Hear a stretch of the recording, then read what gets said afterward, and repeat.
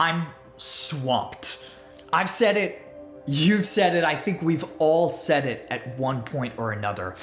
Increasingly, doesn't it feel like time is happening to us? Like we're running a race that's impossible to win? We got too much to do, not nearly enough time to do it. In short, we're swamped. The Bible tells us that more than 2,000 years ago, Jesus' disciples were, quote, swamped in a different way. Luke 8:22 through 23 says that one day, Jesus said to his disciples, "Let us go over to the other side of the lake." So they got into a boat and set out. As they sailed, he fell asleep.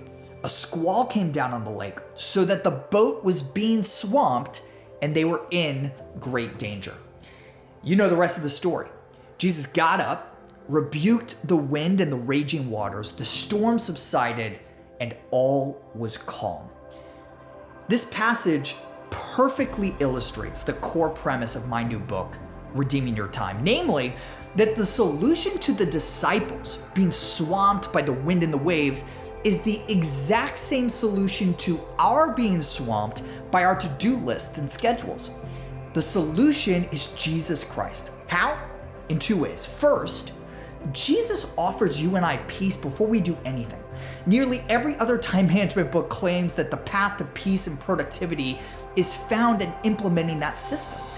This is what we might call works-based productivity, which says that if you do exercises X, Y, or Z, then you will find peace. We can start with the opposite premise as Christ followers in what I call grace-based productivity, which says that through Christ, we already have peace and we do time management exercises as a response of worship. Here's the second way that Jesus is the solution to our time management problems. He shows us how God would manage his time. Now, the gospel biographies don't show Jesus walking around with a to-do list or a calendar, but they do show him having to prioritize where he spent his time, dealing with distractions at work, fighting for solitude, and seeking to be busy without being hurried. In other words, the Gospels show Jesus facing many of the same challenges you and I face today as we seek to redeem our time. And because he was infallible God, we can assume that Jesus managed his time perfectly, providing us with the ideal model to follow.